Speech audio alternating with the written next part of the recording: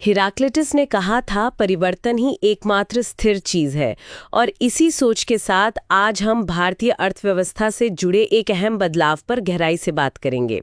GDP मतलब gross domestic product, उसके आधार वर्ष का पुनरीक्षण। ये चर्चा इंडियन एक्सप्रेस के एक विश्लेषण पर आधारित है। और हाँ, जो लोग यूपीएससी की तैयारी कर रहे हैं उनके लिए तो ये काफ़ी काम की हो सकती है और बाकियों के लिए भी जानकारी बढ़िया है।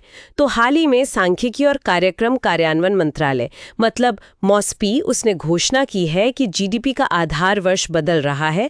2011-12 से हटाकर अब 2022-23 किया जा रहा है। हाँ, और इसके जो नए आंकड़े हैं वो 27 फरवरी 2026 को आएंगे। अच्छा, 2026 में? और साथ में आईआईपी और सीपीआई के बेस ईयर भी बदल रहे हैं। जी हाँ, इंडस्ट्रियल प्रोडक्शन और महंगाई दोनों के लिए। तो चलिए समझते हैं इसे। आज का अपना मिशन यही है कि ये बदलाव क्यों जरूरी है और इसके पीछे क्या कारण हैं, क्या चुनौतियां हैं इसमें। तो सबसे पहले एक्सपर्ट, ये आधार वर्ष आखिर होता क्या है, थोड़ा आसान भाषा में बताएं। देखिए, जीडीपी जो है वो किसी भी देश की, आप कह सकते हैं, सालाना आर्थिक तरक्की या अर्थव्यवस्था का साइज नापने का मुख्य पैमाना है। और आधार वर्ष वो एक तरह का रेफरेंस पॉइंट है, एक शुरुआती बिंदु। अच्छा, एक बेंचमार्क जैसा। बिल्कुल। अभी जैसे 2011-12 आधार वर्ष है, तो उसके मुकाबले ही हम बाद के सालों की ग्रोथ को नापते हैं। यानी मतलब 2011-12 के जीडीपी लेवल से तुलना करते हैं ताकि महंगाई का असर हटा सकें।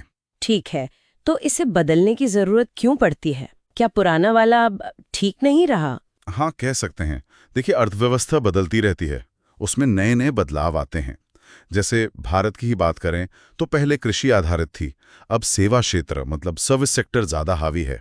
हाँ, लगभग 55% जीडीपी तो अब वहीं से आता है। सही।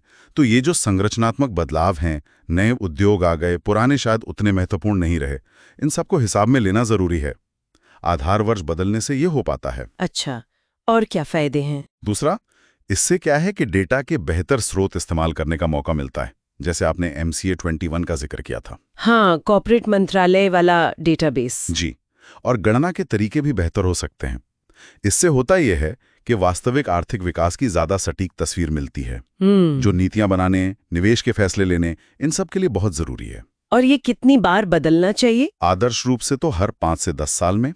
ये भारत का 8वां संशोधन होगा। 8वां? हाँ, पिछली बार 2015 में हुआ था, जब 2004-5 से 2011-12 किया गया था। पर अभी 2022-23 ही क्यों चुना? बीच में 2017-18 की भी बात थी। हाँ, बिल्कुल थी, लेकिन उसे छोड़ दिया गया था। उसके पीछे कुछ कारण थे। एक तो उस समय के कुछ जरूरी सर्वे, जैसे रोजगार वाला PLFS सर्वे और लोगों के खर्च वाला CES सर्वे, उनके डेटा की क्वालिटी पर कुछ सवाल उठे थे। अच्छा, डेटा इश्यूज थे। हाँ, और दूसरा, वो दौर थोड़ा कह सकते हैं असामान्य था। नोटबंदी हुई, फिर GST लागू हुआ और फिर कोविड-19 आ गया। हाँ, वो तो बहुत बड़े बदलाव थे। तो इन सब घटनाओं ने उन सालों को आर्थिक रूप से एक स्थिर आधार वर्ष के लिए ठीक नहीं माना गया। इसीलिए 2017-18 को टला गया। समझ गई। तो ये जरूरत तो साफ दिख रही है, लेकिन क्या ये प्रक्रिया इतनी आसान है? इसमें कुछ चिंताएं या अड़चनें भी हैं? हाँ, बिल्कुल हैं। कुछ महत्वपूर्ण चिंताएं हैं जिन पर ध्यान देना जरूरी है।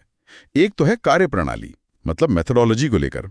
ऐसा लग रहा है कि नए सिस्टम में कॉर्पोरेट डेटा यानी MCA 21 पर निर्भरता शायद बढ़ जाए। उससे क्या दिक्कत है? संगठित क्षेत्र की तस्वीर तो साफ होगी ना? हाँ, वो तो होगी, लेकिन भारत की अर्थव्यवस्था का एक बहुत बड़ा हिस्सा, मतलब करीब 93% कामगार, वो तो अनौपचारिक क्षेत्र में है। हाँ, छोटी दुकानें, रेहड़ी वाले, छोटे कारखाने। बिल्कुल। तो चिंता ये है कि कहीं उनका सही प्रतिनिधित्व कम ना हो जाए इस डेटा पर ज्यादा निर्भर होने से। ये तो गंभीर बात है। और कोई चिंता? एक और चिंता सिंगल डिफ्लेशन पद्धति को लेकर है। भारत अभी इसी का इस्तेमाल करता है महंगाई एडजस्ट करने के लिए। कुछ एक्सपर्ट्स मानते हैं कि डबल डिफ्लेशन ज्यादा सटीक होता है। Double deflation? हाँ। वो क्या है? उसमें आप उत्पादन की लागत मतलब इनपुट कॉस्ट और तैयार माल की कीमत यानी आउटपुट प्राइस, दोनों में महंगाई का असर अलग अलग एडजस्ट करते हैं। इससे खासकर मैन्युफैक्चरिंग जैसे सेक्टर की ज्यादा सही तस्वीर मिल सकती है। ओके। फिर कई बार आंकड़ों में थोड़ी विसंगति भी दिखती है, जैसे जीडीपी तो बढ़ रहा है पर लोगों का निजी खर्च उस रफ्तार से नहीं बढ़ रहा। हाँ, ये बात तो सुनने में आती है। और एक तकनीकी चुनौती भी है। पुरानी जीडीपी सीरीज को नए आधार वर्ष के साथ पीछे ले जाकर मिलाना, जिसे बैककास्टिंग कहते हैं, वो काफी मुश्किल काम है और उसमें अनुमान लगाने पड़ते हैं। पिछली बार इस पर काफी बहस भी हुई थी। हाँ, मुझे याद है, विश्वसनीयता पर सवाल उठे थे। बिल्कुल। तो इस बार भी विश्वसनीयता बनाए रखना एक बड़ी चुनौती होगी। तो फिर इन सब चिंताओं को कैसे दूर किया जा सकता है? क्या सुझाव है? हाँ, कुछ सुझाव हैं जिन पर अमल किया जा सकता है। पहला तो ये कि सिर्फ कॉर्पोरेट डेटा पर निर्भर न रहकर कॉर्पोरेट डेटा और जो पारंपरिक सर्वे होते हैं उनके बीच एक संतुलन बनाया जाए, एक हाइब्रिड तरीका। अच्छा, दोनों का मिक्स। हाँ। दूसरा, अनौपचारिक क्षेत्र को बेहतर तरीके से कैसे कवर करें, इस पर काम करना होगा।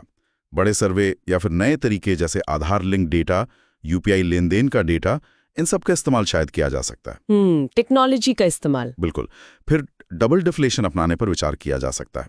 और सबसे जरूरी, पूरी प्रक्रिया में पारदर्शिता बहुत अहम है। कैसे?